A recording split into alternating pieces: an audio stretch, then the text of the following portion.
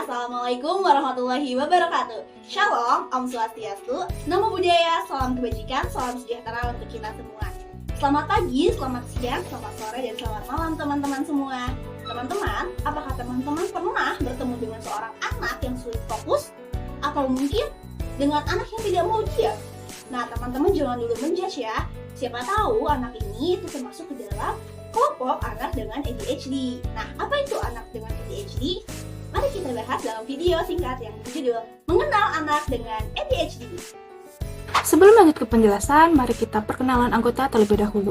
Di kelompok 5 ini ada saya sendiri, Aura Diva Inaya, dan teman-teman saya Regita Widyatami Putri dan Laileta SPLVB dari kelas C Angkatan 2023 Program Studi Pendidikan Khusus.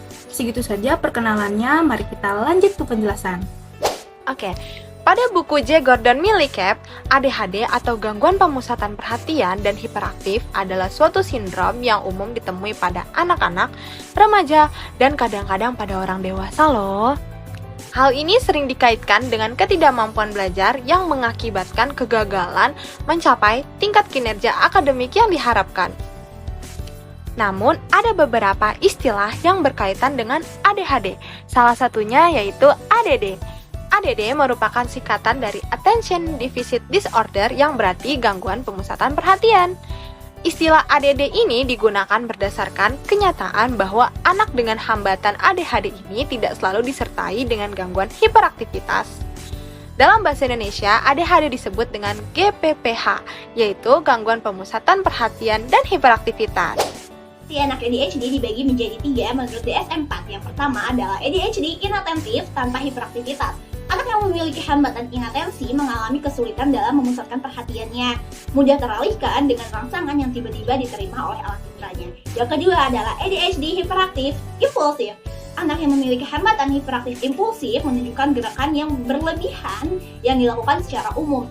Nah, perilaku hiperaktif ini tampak tidak bertujuan. Mereka kesulitan untuk mengontrol dan melakukan koordinasi dalam aktivitas motoriknya. Gerakannya dilakukan terus-menerus tanpa lelah, sehingga kesulitan untuk memusatkan perhatian. Sedangkan pada perilaku impulsif, anak ADHD dengan hambatan ini sangat dikuasai oleh perasaannya, sehingga sangat cepat bereaksi. Mereka sulit untuk memberikan prioritas pada kegiatan, sulit untuk mempertimbangkan atau memikirkan terlebih dahulu perilaku yang akan ditampilkannya. Yang ketiga adalah ADHD kombinasi. ADHD kombinasi ini bisa jadi ADHD hiperaktif impulsif atau ADHD dengan inatentif sesuai dengan hambatannya. Untuk mengenal lebih lanjut apa itu anak ADHD, kita juga harus mengetahui karakteristiknya, yaitu yang pertama adalah inattention. Di inattention ini seperti sulit memperhatikan perhatian dalam tugas atau bermain, tampak tidak mendengar ketika diajak berbicara, dan sulit untuk mengikuti instruksi.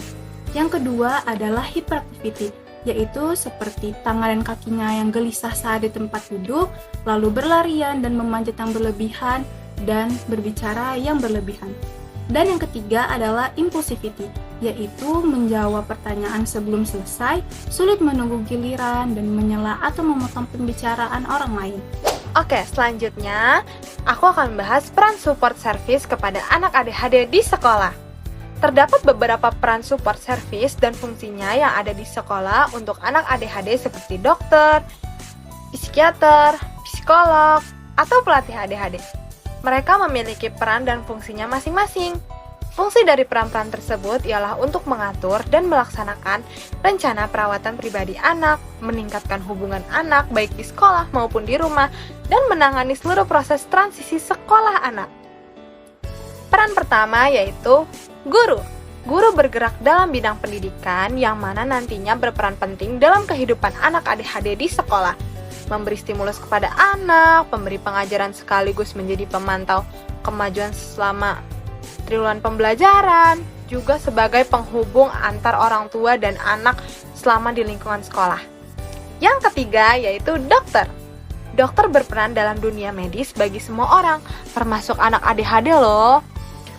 Dokter yaitu berfungsi untuk mendiagnosa dan membuat racikan obat yang dapat membantu anak untuk stabilkan perilaku sehari-hari atau hiperaktif yang sangat berlebih. Yang ketiga yaitu psikiater. Psikiater berperan dalam menangani gangguan emosional, kesehatan mental, dan fisik anak. Yang keempat yaitu psikolog. Psikolog berperan dalam memberikan konseling untuk beberapa anak yang memiliki kondisi seperti kecemasan atau depresi. Dalam kasus ini, konseling dapat membantu anak ADHD dan masalah yang ada secara bersamaan. Selanjutnya adalah identifikasi anak ADHD. Di identifikasi ini memiliki 3 perspektif, yaitu perspektif orang tua, anak, dan sekolah. Di perspektif orang tua ini seperti interview terkait depresi orang tua, riwayat perkembangan, lembar cek perilaku anak, dan pertanyaan situasi rumah. Dan yang kedua adalah perspektif anak, yaitu seperti interview, tes IQ, observasi interaksi antara anak dan orang tua. Dan ketiga adalah perspektif sekolah, yaitu pengamatan ruang kelas, lembar penelitian guru, dan rating scale perilaku. Nah, setelah identifikasi anak ADHD, selanjutnya adalah proses pembelajaran anak ADHD.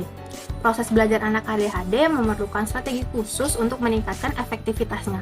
Strategi yang dapat dilakukan adalah pendekatan perilaku dan motivasi, dan pendekatan yang menyenangkan. Pendekatan perilaku dan motivasi itu menggunakan terapi wicara dan metode kunci untuk meningkatkan fokus anak ADHD. Dan selanjutnya adalah pendekatan yang menyenangkan, yaitu menggunakan permainan yang kompetitif atau kegiatan lain yang cepat dan intens. Pada anak ADHD bisa dilakukan dengan berbagai proses dalam asesmen. Di antaranya yang pertama adalah tes. Dengan menghasilkan skor kuantitatif dan hasil dapat digunakan untuk mengukur dan menilai kedudukan individu dalam kelompok. Yang kedua adalah evaluasi, menilai dan mengukur penguasaan dari apa yang sudah dipelajari. Yang ketiga adalah wawancara. Biasanya dilakukan dengan instrumen pertanyaan-pertanyaan yang mendasar dan mendalam. Hal ini dapat berguna untuk mengukur kemampuan individu. Yang keempat adalah observasi. Biasanya dilakukan dalam proses pembelajaran, yakni mengamati tingkah dan perilaku juga keseharian individu dengan jeli. Yang kelima adalah analisis pekerjaan anak. Nah, di tahap ini guru menganalisis pekerjaan yang sudah dilakukan oleh anak. Nah, adapun prosedur yang dilakukan pada proses asesmen yaitu pertama, identifikasi keterampilan. Dalam proses ini, guru mengidentifikasi keterampilan apa saja yang bisa dilakukan oleh anak. Yang kedua adalah lakukan asesmen langsung dan tidak langsung. Yang ketiga adalah menganalisis kebutuhan.